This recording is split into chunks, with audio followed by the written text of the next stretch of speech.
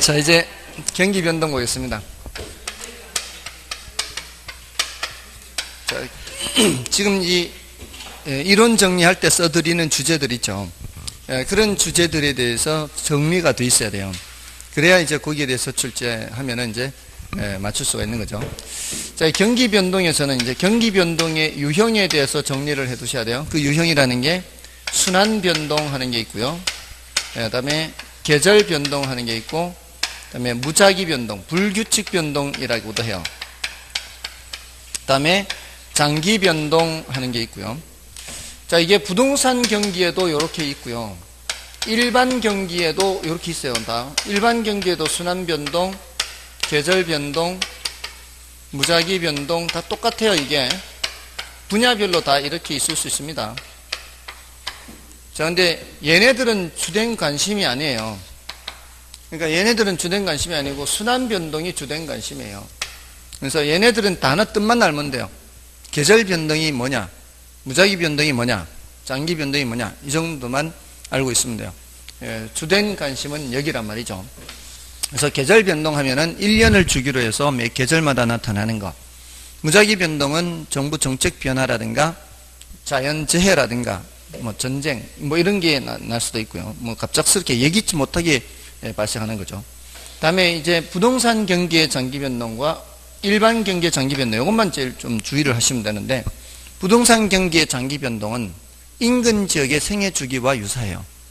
그러니까 어떤 지역이 새로 개발되거나 또는 재개발되거나 해서 성장, 성숙, 쇠퇴, 천이기 뭐 이렇게 거치는 그런 건데, 순환 변동에도 주기가 있고요. 장기 변동에도 주기라는 게 있어요. 자, 그 주기라는 게 이제 부동산 경기 특성을 얘기할 때 이제 주기나 진폭을 얘기하잖아요. 주기가 더 길다라고 하죠. 진폭이 더 크다라고 하잖아요. 이때 말하는 이 부동산 경기 특성에서 주기가 더 길다 할 때는 이 순환 변동을 말하는 거예요. 순환 변동, 주된 관심엔. 근데 이제 장기 변동으로 가면은 이 부동산 경기의 장기 변동은 조금 전에 말씀드렸던 인근 지역의 생애 주기와 관련이 돼요. 그래서 길어야 한 5, 60년 정도? 한 5, 60년 정도 돼요. 근데 일반 경기의 장기 변동은 짧게는 80년, 길게는 110, 20년 막 이렇게 가요. 그러니까 보통은 순환 변동에서는 누구의 주기가 더 길어요? 부동산 경기의 주기가 더 긴데, 이 장기 변동에서는 일반 경기의 주기가 더 길게 나타나는 경향이 있어요. 그러니까 그걸 주의를 하시라고요. 장기 변동에서는 주기가 이 부동산 경기와 일반 경기가 반대로 돌아가니까.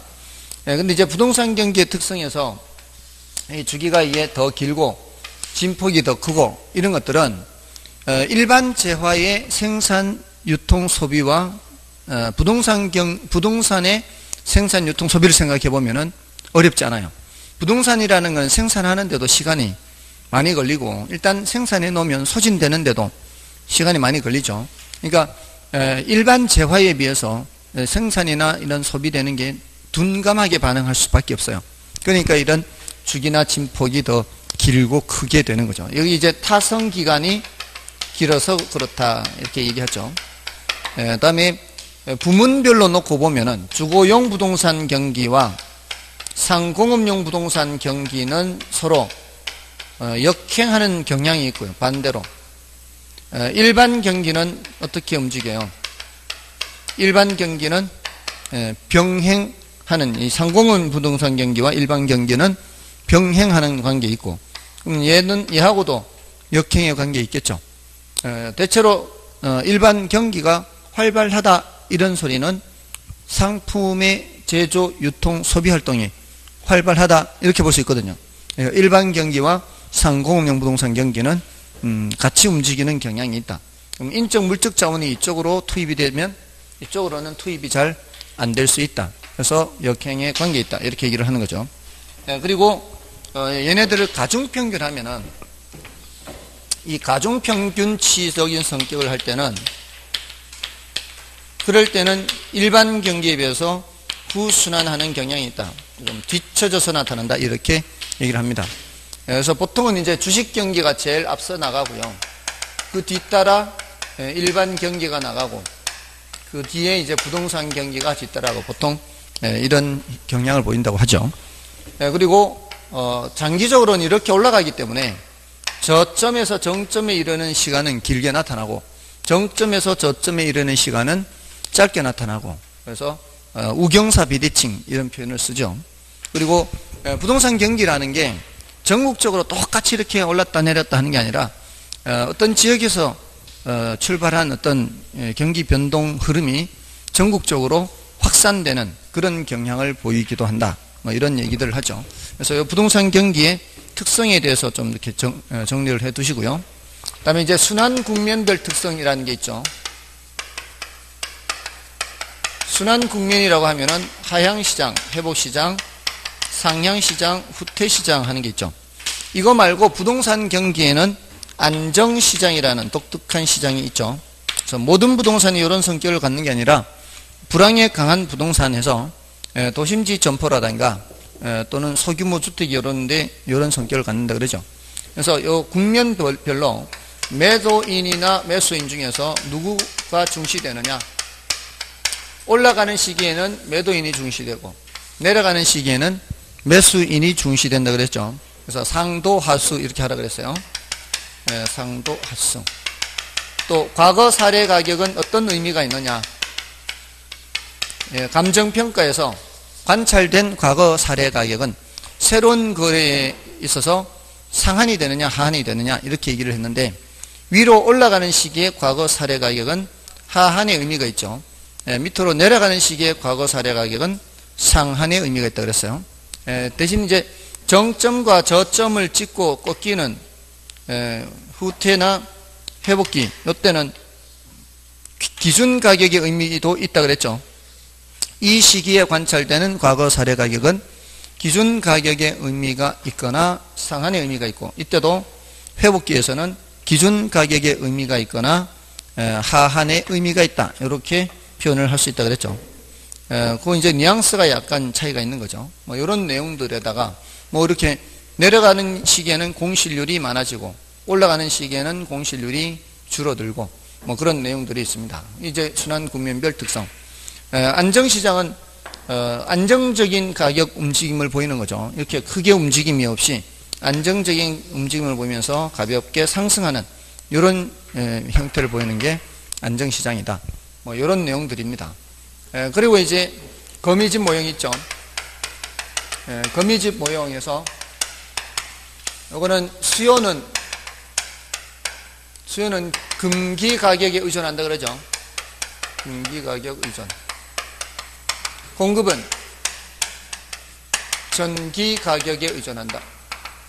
수요자들은 지금 가격 보고 바로 행동을 하면 되는데 공급자들은 다음 연도 생산량을 올해 가격을 보고 판단하거나 올해 생산량은 언제 가격 보고 결정한 거예요? 작년에 가격을 보고 결정한 거죠. 자, 이렇게 가정을 하는 거죠. 기본 가정이. 이거는 공급자들이 합리적인 가정을 하는 거예요. 합리적인 기대를 하는 거예요. 합리적인 기대를 하지 않는 거예요. 합리적인 기대를 하지 않는 거죠. 이 이론의 문제점이라고 볼 수 있어요. 단점. 이거 말고도 다른 가정도 있어요. 사실은 폐쇄 경제를 가정을 해요. 수출 수입이 없다는 거죠. 이게 원래 농산물 파동을 설명하는 거였잖아요. 근데 수출 수입이 가능하다면은 모자라면 수입하면 되고 남게 되면은 수출하면 되니까 이런 현상이 나타나지 않을 수 있거든요. 그래서 폐쇄 경제를 가정하고 그리고 저장이 안 된다고 가정을 하는 거예요. 저장이 안 돼요. 저장이 가능하면 어떻게 하면 돼요? 많이 생산됐을 때 그걸 저장해 놨다가 흉작 들었을 때 꺼내 쓰고 이러면 되잖아요. 그러니까 그런 저장이 안 된다고 해야 이런 거미집 모형이 나타나게 되고 그 거미집 모형에서 안정 조건에서 수렴형이냐 발산형이냐 순환형이냐 하는 것은 아까 했죠. 공급 곡선이 더 가파르면은 수렴형이 되는 거죠. 이렇게 수렴형 안으로 들어가죠. 공급 곡선이 더 완만하면 발산형이 되죠. 이렇게 해서 바깥으로 나갑니다. 이렇게 나가요. 그래서 그거를 수탄수 공탄발 이렇게 했던 거예요. 수탄수, 공탄발. 수탄이 더 크면 수렴형, 공탄이 더 크면 발산형. 이렇게. 자, 여기 이제 거미집 모형에 대한 겁니다. 자, 요 이제 경기 변동에 대해서 이렇게 정리하시고요. 자, 요건 이제 한 문제 정도 출제되는 주제입니다. 자, 1번부터 보겠습니다. 62쪽에. 부동산 경기 순환을 설명한 것 중 틀린 것은 1번. 부동산 경기란 주로 건축 경기를 말하며, 주로 건축 경기를 말하죠. 그 부동산 경기는 통상적으로 전국적 현상으로 나타나서 지역으로 축소되는 경향이 있다. 여기 틀렸죠? 지역에서 나타난 경기 변동 양상이 전국으로 확대되는 경향이 있습니다. 그래서 1번 틀렸고요. 다음에 2번에 부동산 경기는 상, 후, 하, 회, 국면이 순차로 순환하며, 자, 이 순차로 순환하며 할 때는요, 순서를 지켜야 됩니다. 이 순환주기 국면과 달리 안정시장이 존재하고요. 별도로 존재하는 거죠. 그 다음에 경기순환의 측정 지표로 건축량, 가격 변화, 거래량, 택지 분양 실적 등이 있다.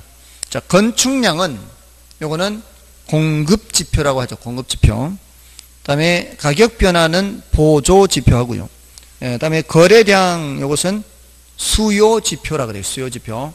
그래서 거래량, 수요 지표와 건축량, 공급 지표와 그 다음에 가격 변화, 이 세 가지를 종합적으로 측정해야 됩니다. 그 다음에 이제 택지 분양 실적 뭐 이런 것들이 있고요. 그 다음에 4번에 일반 경기와 부동산 경기는 그 현상이 본질적으로 서로 다른 것은 아니므로 일반 경기의 확장 국면에 해당하는 경우에는 호황 국면으로, 일반 경기의 수축 국면에 해당하는 경우에는 불황 국면으로 표현할 수 있다. 얼마든지 가능하죠. 이게 꼭 또 내수로만 구분하는 게 아니고요. 이 국면으로 구분할 수도 있어요. 상승, 하락 이렇게 하든가, 또 팽창, 수축 이렇게 하든가 할 수 있습니다. 다음에 5번의 경기 변동에는 순환적 변동뿐만이 아니라 추세 변동, 무작위 변동, 계절 변동 등의 변동이 있다. 맞죠? 1번이 틀렸고요. 다음에 2번도 보겠습니다. 2번에 이제 틀린 것을 찾는데, 이것도 경기 변동이란 경제의 총체적인 활동이 상승과 하락을 반복하는 현상을 말한다. 따라서 어떤 부문이 호황을 보일 때 다른 부문이 불황을 보일 수도 있습니다. 그러니까 총체적인 활동이라는 것이 모두란 뜻은 아니에요. 전반적인 이런 의미이기 때문에 그렇게 다른 부문이 불황을 보일 수도 있죠. 그다음에 부동산 경기의 순환적 국면을 나눌 때 안정시장은 부동산 시장에서 특히 고려되는 시장으로 모든 종류의 부동산이 이러한 안정시장의 국면을 갖는다. 이거 틀렸죠? 모든 종류의 부동산이 아니라 불황에 강한 부동산이라고 그랬죠. 도심지 점포나 소규모 주택이 거기에 해당합니다. 그다음에 부동산 부문에서도 경기 변동 현상이 관찰되며 부동산 경기 변동이라 할 때 일반적으로 건축 경기를 말하며 그 중에서도 주거용 부동산 건축 경기를 주로 일컫죠. 우리 이제 주된 관심이 이제 주거용 부동산 건축이죠. 그다음에 부동산 경기가 상승한다고 하는 경우 부동산 실물 생산이 반드시 증가해야 하며 부동산 가격이 상승하는 것만을 보고 경기가 상승한다고 할 수 없습니다. 이거 조심해야 돼요. 예를 들어 여러분들은 이제 가격이 막 올라가면은 이게 경기가 좋은 거 아니냐, 이런 이제 오해를 할 수가 있는데, 원래 경제학에서요, 경제가 성장한다 그러죠. 경제가 성장한다고 할 때에는 작년보다 뭔가가 생산량이 더 늘어나야 돼요. 왜냐하면 우리 왜 이제 작년보다 더 좋아졌다, 형편이 좋아졌다 이런 거잖아요. 성장이라는 게 국민소득이 늘어나고 그런 거 아니에요. 그러려면은 작년보다 우리가 소득이 더 늘어야 되고 늘어난 소득으로 뭔가를 더 살 수 있어야 되지 않나요? 그게 경기가 좋아지는 거 아닌가요? 자, 그러려면 작년보다 덜 생산했는데 더 많이 소비할 수는 없거든요. 우리가 더 소비를 한다는 거는 더 먹고 살기 더 여유가 있어지고 한다는 얘기는 작년에 비해서 더 많은 양을 생산을 해야 돼요. 그래야 이 경기가 좋아지는 거죠. 자, 그러니까 보세요. 건축도 마찬가지, 부동산에도 마찬가지. 작년보다 더 많이 지어야 돼. 근데 그게 아니고 손바뀜 하는 거예요. 손바뀜. 건축은 안 되는데 기존의 주택이 이 사람 저 사람 서로 거래하면서 그냥 손바뀜 하면서 가격만 올라가는 거, 이런 것들은 경기가 좋다라고 절대 얘기 안 한다고요. 반드시 뭐가 더 많이 생산이 돼야 돼요. 주택이 더 생산이 돼야 돼요. 그리고 생산된 게 재고로 남아있으면 안 되죠. 미분양이 있으면 안 되고 이게 팔려나가야 돼요. 그러니까 뭐를 봐야 되는 거예요? 그 위에 앞에 지나갔죠. 건축량, 거래량, 가격 변동 이것들을 종합적으로 살펴봐야 돼요. 1번에 3번 지문에 있었잖아요. 예, 그래서 4번 지문 주의를 하시고요. 2번에 4번. 그다음에 5번에 부동산 경기 장기적 변동은 어떤 지역이 새로 개발되거나 기존 지역이 재개발되었을 때 나타나는데 일반 경기의 장기적 변동보다 기간이 짧고 지역적으로 불규칙적으로 나타나는 경향이 있습니다. 예, 여기 이제 오해를 하지 마시라고요. 예, 보통 순환 변동에서는 이제 부동산 경기가 주기가 더 길다라고 하는데 장기 변동에서는 일반 경기의 장기적 변동보다는 기간이 좀 짧다 이렇게. 다음에 이제 3번은 이제 여러분이 좀 봐주시고요. 4번을 보겠습니다. 부동산의 시장 상황을 분석함에 있어서 부동산 경기 순환에 대한 설명이다. 틀린 것은 1번에 부동산 경기는 그 특성으로 인하여 일반 경기보다 그 정점이 높고 저점이 더 깊다. 맞죠? 이게 이제 진폭이 크다라는 얘기죠. 그 다음에 부동산 경기는 주기의 순환 국면이 불규칙적이고 명백하지 않은 경향을 보인다. 이거는 사실 부동산 경기뿐만이 아니라 모든 경기는 다 그렇죠. 다음에 부동산 경기가 일반 경기의 진퇴보다 시간적으로 뒤진다는 것은 부동산 경기가 주택 공급에 시차가 있는 건축 활동을 중심으로 한다는 것을 의미한다. 맞죠? 옳은 말이고요. 다음에 4번에 부동산 경기는 일반 경기에 비해 확장과 수축이 크게 나타나는 경향이 있다. 자, 이것도 진폭이 크다라는 것을 표현만 달리 했는 거예요. 다음에 5번에 부동산 경기 변동은 지역별, 부문별, 특수부문별의 가중평균치 성질을 지니고 있어서 자, 이렇게 가중평균치 성질을 지닐 때에는 일반 경기에 비해서 역순환이라기보다는 후순환한다. 이렇게 얘기를 할 수가 있습니다. 그래서 정답은 5번이고요.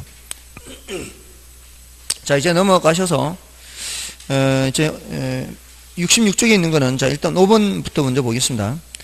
5번에 부동산 경기와 일반 경기 관계를 설명하고 틀린 것은 1번에 주거용 부동산의 건축 경기는 일반 경기와 반대로 순환되고 그렇죠? 역순환한다 그랬잖아요. 그리고 상업용 부동산 경기와는 동시순환적인 관계에 있다. 그렇지 않죠. 얘는 주거용 부동산 경기는 얘하고도 역순환이고 얘하고도 역순환, 다 역순환이죠. 요 놈은 요거하고도 역순환, 요거하고도 역순환. 그래서 2번 틀렸습니다. 1번인가요? 1번 틀렸습니다. 그 다음에 2번 부동산 경기는 주기의 순환 국면이 일정치 않은 경향이 있으며 일반 경기에 선행하기도 하며 때로는 후행하기도 한다. 딱히 정해놓은 것은 없습니다. 대신에 가중평균치적인 성격을 띈다 할 때는 좀 후순환 성격이 좀 있다 이렇게 얘기하고요. 다음에 부동산 경기는 일반 경기에 비해 주기는 길고 진폭이 더 크다. 이건 뭐 앞에서도 나왔고요. 그 다음에 부동산 경기는 일반 경기 변동에 대응하여 민감하게 작용하지 못하고 대체로 늦게 뒤따르는 시간차를 보인다. 대체로 그렇다고 볼 수가 있고요. 타성 기간이 작용하는 거죠. 그 다음에 경기 순환 국면은 반드시 명백하고 일정치는 않지만 경기의 회복기에는 예외적으로 부동산 경기가 선행하는 경우도 있다. 자, 요거는 이제 어떤 의미인가 하면요. 여러분들 왜 역대 정부가 침체기에 무슨 대책을 많이 내놓던가요? 부동산 대책을 많이 내놓죠. 침체가 됐으면 부동산 경기를 좀 이렇게 끌어올리려고. 그게 왜 그런가 하면, 이 우리 전체 경제를 구성하고 있는 여러 분야가 있잖아요. 여러 이제 분야가 있는데 뭐 서비스 업종, 무슨 업종 이렇게 할 때 부동산이 차지하는 비중이 얼마나 될까요? 클까요? 적을까요? 커요. 왜냐하면 우리가 소비하는 이 재화를 봤을 때 우리 집에 재산을 보더라도 그 재산의 대부분이 부동산이잖아요. 그러니까 부동산의 생산, 유통, 소비의 비중이 굉장히 크거든요. 그러면은 이 부동산이 경제에 미치는 영향도 크다라는 얘기거든요. 근데 침체되어 있는 게 만약에 이게 부동산 분야가 크다 보니까 만약에 부동산을 이렇게 진작을 시키면은 경기를 끌어올리면 이제 건설 활동이 활발하게 이루어질 거 아니에요. 그러면은 그 건설 1차적으로 건설 노동자들 많이 고용해야 되고 그다음에 자재를 구해와야 될 거 아니에요. 그럼 그 자재 납품하는 회사들도 또 생산을 많이 해야 될 거고요. 거기 직원들도 고용해야 되죠. 자, 그러면 1차적으로는 그 납품하는 회사가 실적이 좋아질 것이고요. 그 다음에는 어떻게 그런 업종에 일하는 사람들의 소득이 늘어난단 말이에요. 이 경제에서 차지하는 비중이 크기 때문에 이런 분야에서 소득이 늘어나면 이 사람들이 소비를 해야 될 거 아니에요. 벌었으면 쓸 거 아니에요. 그 쓰는 과정에서 소비재 생산도 증가를 하게 되는 거죠. 그러면 소비재를 생산하는 회사들도 직원을 더 고용해야 되고 이렇게 되는 게 이제 선순환이라고 해요. 선순환. 네, 이렇게 시동을 걸 때 누가 시동을 거는 거예요? 부동산 쪽에서 시동을 거는 거예요. 그럼 부동산이 이제 앞장서는 거죠. 그때는. 그때는 이제 부동산이 앞장서서 그렇게 하는 거예요. 그래서 역대 정부들이 부동산을 그렇게 올리려고 했던 거예요. 근데 이제 결국은 또 그게 또 나중에 또 부작용으로 나오고 부작용 그런 이제 순환을 하는 거죠. 자, 아무튼 그런 얘기예요. 5번이. 다음에 6번은 여러분 보시고요. 7번 보겠습니다. 부동산 경기 순환 국면의 특징에 대한 설명으로 옳은 것은 1번에 일반 경기에 비해 회복 국면은 긴데 비하여 후퇴 국면은 빠른 것이 특징이며 회복은 길고 후퇴는 빠르고 맞죠? 부동산 경기는 일반 경기에 비하여 진폭이 크죠? 이 뒷부분이 틀렸어요. 그 다음에 안정시장에서는 부동산의 종류에 관계없이 대체로 거래가 활발한가요? 부동산의 종류에 관계없이 대체로 거래가 활발한 것은 상향시장이에요. 상향시장. 안정시장은 안정적인 그런 움직임을 보이는 거죠. 그 다음에 상향시장에서는 거래가 활발하고 집가상승이 계속되며 과거의 사례 가격은 새로운 거래의 하한선이 돼야 되죠. 틀렸고요. 그 다음에 후퇴시장은 가격 상승이 둔화돼요.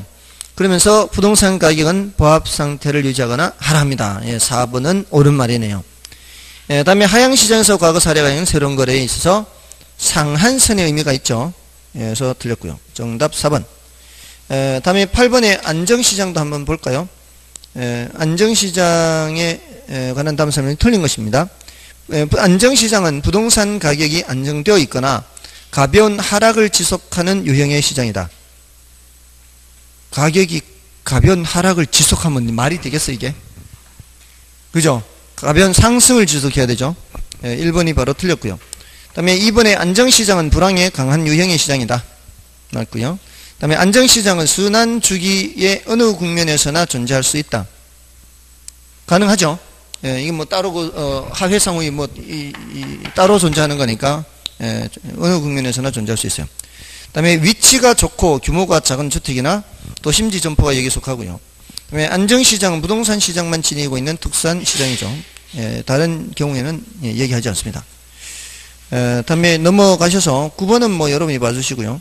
10번부터 11, 12번 이게 이제 거미집 모형인데 11번은 여러분이 보시고 10번, 12번 보겠습니다. 10번은 이제 이론이고 12번은 이제 모형 형태를 묻는 건데요. 10번에 보겠습니다. 틀린 것은 1번의 거미집 모형은 공급에 시차가 존재하는 상품의 주기적인 가격 등락 현상을 설명하는 데 유용하다. 맞죠? 원래 이제 농산물, 축산물 파동에 대해서 설명하는 이론이었는데 부동산에도 적용하려고 하는 거죠. 그 다음에 거미집 모형에서는 금기 수요는 전기 가격에 의존하고 맞나요? 지금의 수요는 지금 가격에 의존하고 해야 되죠. 수요 공급이 지금 바뀌어 있죠. 2번이 틀렸네요. 수요 공급이 바뀌어 있어요. 다음에 거미집 모형은 폐쇄 경제를 전제로 하며 공급자들이 합리적인 기대를 하지 않는다는 것을 가정하죠. 똑같은 이 잘못을 반복한다는 가정을 하는 그런 문제가 있습니다. 다음에 공급자들이 합리적인 기대를 하면 거미집 모형이 성립하지 않을 수도 있습니다. 다음에 부동산에 대한 거미집 모형의 적용은 주거용 부동산보다는 상공업용 부동산에 더 강하게 나타난다. 이 상공업용 부동산이 더 가격 등락폭이 크다란 얘기죠. 이 가격 등락폭이 더 큰 게 주거용보다는 상공업용이 더 크잖아요. 그래서 그렇게 얘기할 수 있는 겁니다. 그 다음에 11번은 여러분이 보시고요. 자, 12번에 보시면은 자, 모형 형태를 묻는데 문제에서 뭐를 줬는가 하면은 수요곡선의 기울기를 줬죠. 수요곡선의 기울기를 줬으면은 기울기 절대값으로 바꿔야죠. 자, 기울기 절대값으로 바꾼 후에 그걸 판단을 해야 돼요. 그럼 A, B, C, A 시장, B 시장, C 시장. 자, A 시장에서는 기울기 절대값으로 바꾸면 어떻게 해요? 수요 곡선의 기울기 절대값, 공급 곡선의 기울기 절대값. 여기는 0.4죠. 0.6. 여기는 0.5, 0.3. 여기는 0.6, 0.8. 자, 여기서 누가 더 커요? 공급 곡선의 기울기 절대값이 더 크죠. 이 소리는 수탄이 더 크다는 얘기예요. 그럼 수탄이 더 크면 수렴형, 수탄수. 여기서는 수요 곡선의 기울기 절대값이 더 크죠. 이 소리는 공탄이 더 크다는 얘기예요. 공탄발, 발산형. 자, 이것도 누가 더 커요? 공급 곡선의 기울기 절대값이 더 크죠. 수탄이 더 크다는 얘기니까 수렴형 이렇게. 그렇죠? 간단해요. 그냥 뭐 절대값 배워서 반대로 생각하면 되니까. 자, 그렇게 하면 되고. 14번을 좀 볼까요? 14번. 기출문제 중에서는. 자, 13번을 보시면 경기 변동은 변동 요인에 따라 추세, 순환, 계절, 불규칙 변동으로 구성되어 있다. 매월 주택 건축 허가량을 통해 부동산 경기 변동을 파악할 수 있다면 다음 중 계절 변동에 해당하는 사례는, 자, 가격 거품으로 건축 허가량이 급격히 증가했다. 이게 무슨 변동일까요? 이거는 좀 판단하기 어려워요. 이게 이제 경우에 따라 다른데 순환 변동일 가능성이 제일 많습니다. 순환 변동과 경우에 따라는 불규칙 변동이 될 수도 있어요. 어떤 급격한 어떤 요인 때문에 이런 현상이 나타날 수 있으니까 경우에 따라 다를 수 있습니다. 다음에 2번에 일시적인 정부 규제 완화로 건축 허가량이 증가했어요. 일시적인 정부 규제 완화요. 이거 뭐예요? 불규칙이죠. 그때 이제 특별한 사정 때문에. 그다음에 건축 허가량의 전년 동기 대비 증가율이 지난 5월을 정점으로 하여 후퇴기로 접어들었대요. 뭘까요, 이게? 정점, 후퇴기, 이런 말은 어디서 나오는 말이에요? 순환 변동에서 나오잖아요. 순환 변동. 다음에 4번 경제 성장으로 건축 허가량이 지속적으로 증가하고 있어요. 뭐예요? 지속적으로 이렇게 경제 성장 이렇게 나오면 이거는 추세 변동, 추세 변동, 장기 변동.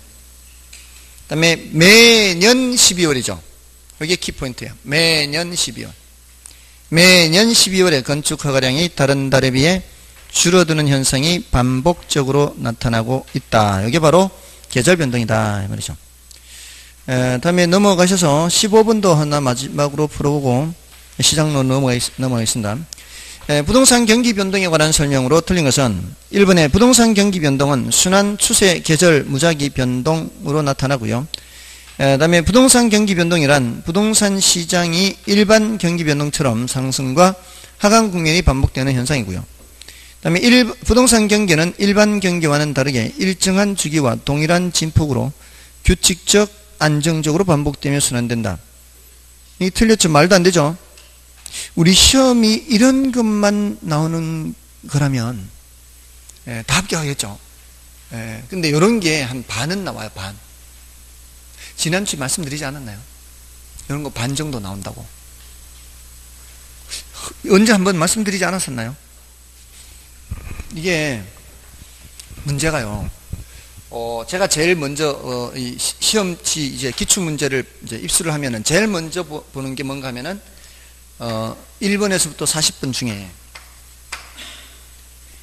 이거 한눈에 바로 답이 딱 보이는 거, 이거 쉽네 이렇게 보이는 거, 그런 게 몇 문제인지를 봐요. 그런 게 그게 물론 이제 5번에 가 있을 수도 있어요. 물론 이제 1, 2, 3, 4번 지문은 어렵고 5번은 쉬워도 이런 지문이 말이에요. 3번 같은 지문이 5번에 가 있으면 찾아야 되잖아요. 그죠? 이런 거는 쉽다라고 봐야 되죠. 물론 앞에 어려운 지문들이 있으면은 이제 세모하고 넘어가는 훈련을 해야 돼요. 어려운 지문은 이제 왜 이런 게 20문제가 나오는데도 합격이 안 되는가 하면은 이 어려운 지문을 읽으면서 한 방 얻어 터지는 거예요. 두 번째 읽으면 또 한 방 터지는 거예요. 한 방씩 터지다 보면은 이제 정신이 몽롱해져 가지고 여기 가면은 이제 쉬운 것도 못 푸는 거예요. 근데 분명히 이게 한 번만 읽고 지나가라고 하는데 어려운 거를 두 번 읽으면 두 번 터지는 거예요. 그러니까 정신이 몽롱해지는 거죠. 예, 그러면은 아는 것도 못 풀어요. 정말이에요, 정말. 작년에 그런 사람이 있었어요. 작년에 평소에 80점 넘었어요, 모의고사가. 그 사람은 절대 떨어지는 사람 아니, 재수하는 분이었는데, 다 합격이라고 그러죠. 1차, 2차 거의 뭐, 80점 넘으니까, 특히 1차 민법 결혼이, 이제 80점이 넘었으니까. 근데 이제 시험 치기 전에 늘 제가 주의를 드리거든요. 잘하는 사람이나 못하는 사람이나 다 주의를 드려요. 잘하는 사람은 평소에 못 푸는 문제가 별로 없었거든요. 모의고사 풀 때. 그러니까 실전에서도 다 풀라 그래요. 이거 다 맞춰봐야 뭐 상 주는 거 아니거든요. 그러니까 어려운 거 나오면은 그냥 패스하는 훈련을 해야 되는데 평소에 자기가 잘 못 푸는 거 없었으니까 실전에서도 다 풀고 넘어가려 그래요. 이러다 보면은 탁탁 걸리는 게 몇 문제가 나오거든요. 근데 이제 거기서 당황을 하게 되거든. 당황을 하면은 알던 게 이제 안 보이기 시작합니다. 저도 그런 적이 있었어요. 보는데 안 보여요. 그냥 글자만 읽고 있고 이게 맞는 말인지 틀린 말인지 전혀 분간이 안 가요. 자, 이러니까 이제 막 이제 당황을 더 하게 되는 거죠. 자, 그래서 이 사람이 많이 당황을 한 거예요. 그래서 잘 못 풀었어요. 근데 그나마도 문제지에 있는 대로만 옮겼으면 합격이었어요. 밀려 쓴 거예요. 당황을 하니까. 다 못 풀었는데다가 밀렸었는데 한 개 차이로 안 됐어요. 한 개 차이로. 얼마나 안타깝겠어요. 2차는 평균 70점이 넘었어요. 그러니까 그래서 늘 말씀을 드려요. 잘하는 분들이나 못하는 분들한테, 잘하는 분들 특히 어려운 거는 패스하고 넘어가는 훈련이 돼 있어야 돼요. 이거 빨리 넘어가야 돼요, 이거. 그래야 정신이 몽롱해지지 않는다고요. 읽으면 읽을수록 터지는 거예요. 다음에 작년에 또 어떤 분이 있었는가 하면은 젊은 친구였어요. 젊은 친구인데 한 번도 50점이 넘은 적이 없어요. 한 번도 50점 넘은 모의고사에서. 그래서 늘 걱정이었어요. 이분이. 늘 결혼이, 민법은 조금 더 나았는데 결혼 때문에 늘 걱정이었어요. 그래서 마지막에는 뭘 좀 더 하면 될까요? 막 이렇게 물어보기도 하고, 이거 조금 더 하세요. 막 이렇게 했는데 시험 친 날 문자가 왔어요. 장문의 문자가 왔어요. 제가 20문제는 아무리 어려워도 20문제는 이런 문제 나온다. 그러니까 약간은 난이도가 있는 것도 있겠지만 그래도 좀 공부를 한 사람이면 이거 내 하는 걸 알아맞힐 수 있는 게 20문제는 나온다. 이게 40번에 있을 수도 있고 39번에 있을 수도 있으니까 모르면 빨리 지나가고 뒤에 쉬운 것이 있을 수 있으니까 풀어라 했는데, 처음에는 그 생각이 안 났는데 풀다가 어려운 문제 딱 걸리니까 이제 내가 말한 게 딱 생각이 나더래요. 그래서 이제 과감하게 그냥 모르는 건 패스했대요. 그래서 푸니까 21개를 풀었대요. 21개. 그래서 19개는 일렬로 차렷해서 찍었대요. 과감하게. 과감하게 찍고, 이제 나중에 이제 나와서 채점을 했더니 21개를 다 맞추고. 왜 자신 있는 것만 했겠어요? 요 답인이 하는 것만 풀었으니까. 21개를 다 맞추고, 찍은 것 중에 4개가 맞췄대요. 4개. 확률이 비슷하잖아요. 5개 중에 1개 꼴이니까 20분에 4는 5분의 1이잖아요. 딱 4개에서 62.5 나온 거예요. 62.5. 한 번도 50점 못 넘었던 사람이 실전에서 65점 나왔어요. 그리고 민법은 그래도 조금은 낫다 그랬잖아요. 더군다나 21문제만 풀었으니까 시간은 얼마나 많이 남았겠어요. 여유 있게 풀었지, 민법은. 그래서 합격을 했어요. 그러니까 이 두 사람을 비교해보면 그 시험을 푸는 그 요령도 얼마나 중요한지를 알 수 있는 거예요. 좀 가볍게 시험을 봐야 돼요. 너무 긴장하거나 이러면 안 돼요. 조금은 가볍게. 실전은 연습처럼, 연습은 실전처럼이란 말이 있잖아요. 그러니까 원래 안 되면 얘네는 또 하지라는 이런 생각을 하면 안 돼요. 이러면 안 되고 좀 가볍게, 너무 긴장하면 안 돼요. 너무 긴장하면 안 돼요. 그래서 조금은 가볍게 생각을 해야 돼요. 조금은. 아무튼 이런 문제가 나온다니까요. 정말 지금 나왔잖아요. 몇 회이고 20회. 이런 게 한두 문제가 아니에요. 정말 20문제 나옵니다. 올려도 나옵니다. 작년에도 그랬고 가장 어려웠을 때가 수문문제 사실은. 가장 어려웠을 때가 수문문제야. 예, 작년 재작년은 23개 4개까지 갔어요. 예, 근데 그런 시험을 떨어졌으니까 안타까운 거죠. 근데 그런 시험이 보통 때 난이도였으면 아마 아까 50점이 못 넘었던 사람은 쉽지 않을 수도 있어요. 한두 개 차이 때문에. 그 한두 개가 당락을 결정하거든요. 자, 아무튼 그렇습니다. 자, 그래서 3번 틀렸고 4번, 5번은 이제 여러분이 봐주셔도 되겠고요. 16번은 여러분이 보시고, 그다음에 이제 시장론은 시장론의 이제 이론 정리는 좀 이론 정리만 좀 하고 좀 쉬겠습니다. 시장론에서는 이제 부동산 시장 특성하는 게 이제 주로 많이 나와요. 부동산 시장 특성. 일단 부동산 시장에서는 이제 개념이라는 게 있죠. 개념에서 이제 구체적 시장이 있고 추상적 시장이 있죠. 이거는 뭐 별로 중요도가 높지는 않아요. 근데 이제 원칙적으로 우리는 어떤 시장을 전제로 해요? 추상적 시장을 전제로 하죠. 그다음에 이제 완전 경쟁 시장 하는 게 있고요. 불완전 경쟁 시장 하는 게 있죠. 현실의 시장은 다 뭐예요? 현실의 시장은 다 불완전 경쟁이죠. 근데 이제 완전 경쟁을 가정하는 이유는, 이런 얘기를 하는 이유는 현실의 시장을, 이 불완전한 시장을 그대로 놓고 설명하기에는 이게 현실이 너무 복잡하거든요. 그러니까 이거를 단순화시켜서 연구를 하는 거예요. 단순화. 그러니까 일종의 모형이라고 보시면 되는데, 이 모형은 완전 경쟁 시장이라는 이 모형은 이런 조건을 달성해야 돼요. 그 조건이 다수의 수요자와 공급자,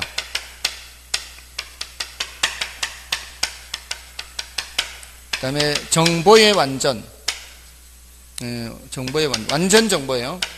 이게 이제 불가능하죠, 사실은. 이것도 쉽지는 않지만 모든 정보가 공개되어 있고 모든 사람이 정보를 공유해야 돼요.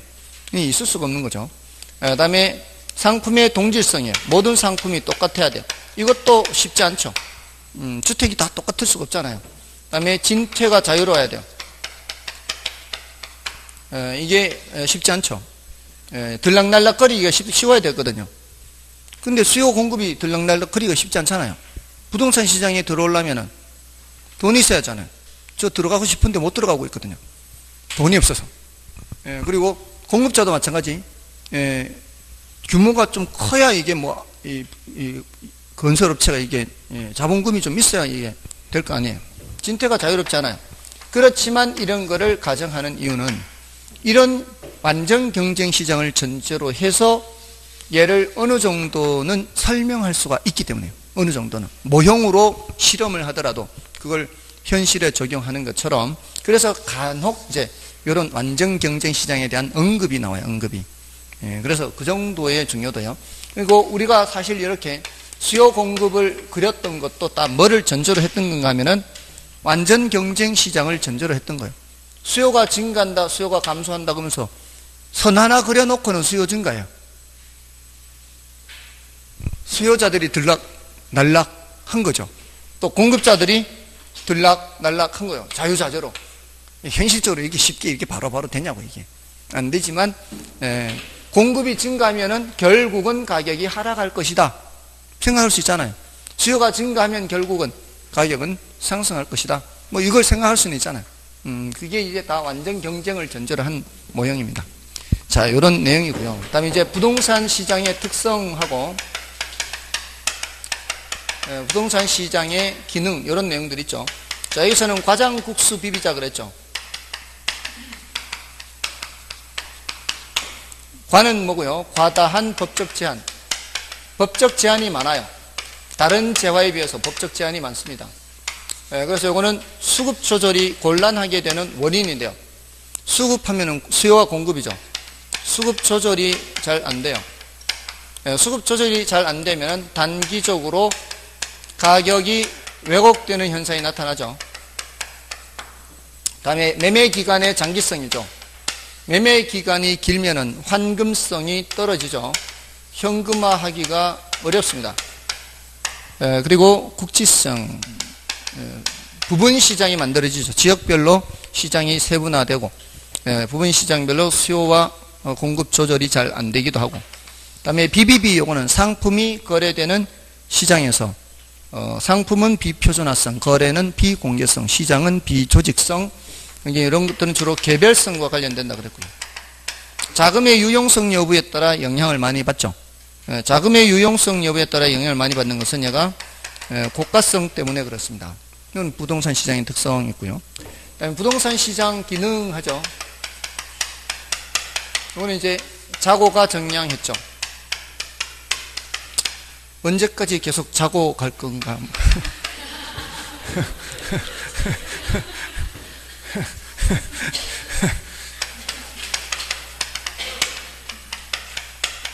시험 칠 때까지는 그래야 돼. 자원 배분기능, 가격 창조기능. 자본주의 사회에서는 자원을 시장이 배분한다 그랬죠. 이런 부동산 자원, 공간, 이것도 자원이고, 토지, 이런 자원이 어디에서 배분된다? 시장에서 배분된다. 시장에서 결국 수요 공급자들에 의해서 배분이 되는 거예요. 이런 자원은 그 몸값을 높게 쳐주는 쪽으로 우선적으로 가는 거예요. 몸값을 높게 쳐주는 쪽으로. 그러니까 요 공간이라는 자원은 요 공간에 대해서 임대료를 더 많이 지불하려는 쪽에 이게 가는 거죠. 우리도 마찬가지죠. 우리도 몸값이라는 게 있잖아요. 저를 조금 더 높게 쳐주는 쪽으로 제가 먼저 가겠죠. 제 몸값을 높게 쳐주는 쪽. 그럼 그 몸값을 높게 쳐주는 쪽은 어떻게 해서 높게 쳐줄 수 있는 거예요? 어떤 자원을 높게 쳐준다는 거는 그 자원을 이용해서 사람들이 더 선호하는 상품을 만들 자신이 있다는 얘기거든요. 더 높은 값을 받을 수 있는 제품을 생산할 수 있다는 뜻이에요. 한정된 자원은 가능한 한 어떻게 쓰는 게 효율적이에요? 가능한 한 사람들이 더 좋아하는 물건을 만드는 데 쓰는 게 더 효율적인 거죠. 그게 자본주의 사회에서는 시장에 맡겨놔도 자연스럽게 그게 자원이 흘러 들어가게 돼 있다 이 말이에요. 그게 시장에서 자원을 배분한다. 그래서 어떤 지역의 토지 이용 유형이 결정되는 것은 다 이런 과정에서 결정되는 거예요. 그게 뭐 학원가가 형성된다, 유흥가가 형성된다. 그게 가장 수익이 높게 되기 때문에 그렇게 되는 거죠. 다음에 이제 부동산 시장에서는 가격을 창조하는 기능. 이거는 이제 협상에 의해서 가격이 결정되는 걸 말해요. 매수인이 제한하는 그 상한 가격하고 매도인이 제한하는 하한 가격의 어떤 접점이 형성이 돼야 돼요. 매수인은 가능한 한 적게 지불하려고 하겠죠. 그 제한하는 상한이 좀 낮을 겁니다. 근데 그게 뭐보다는 높아야 되는가 하면은 매도인이 제한하는 하한 가격보다는 높아야 이게 협상이 되거든요. 안 그러면 협상이 안 되는 거니까.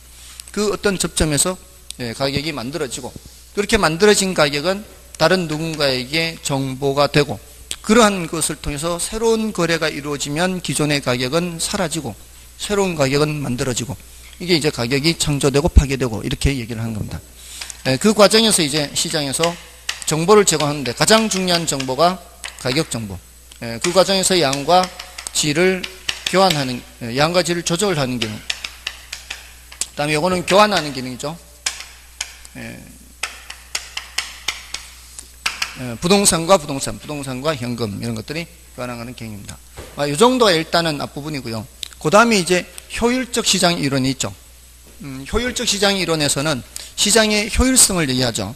그 시장의 효율성이라는 것이, 시장의 효율성,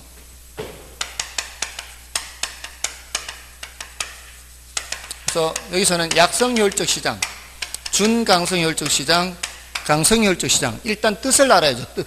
약성 효율적 시장이 뭐예요? 그러면은 과거 정보가 반영되어 있는 시장. 준강성 효율적 시장 하면은 과거 정보뿐만 아니라 현재 공표 정보까지 반영되어 있고, 강성은 내부 정보까지, 미공표 정보까지 모두 반영되어 있는 시장. 그래서 효율성의 정도가 가장 높죠. 이 강성이. 현실적으로는 여기까지밖에 없고요. 그 다음에 이제 초과이윤을 얻을 수 있느냐 없느냐, 이걸 묻죠. 이 두 시장에서는 보다 우수한 정보를 이용해서 초과이윤을 얻을 수가 있죠. 근데 여기서는 어떠한 경우에도 초과이윤을 얻을 수가 없고요. 그러면서 이제 기술적 분석이다, 기본적 분석이다, 이런 표현들을 주의를 해야 되죠.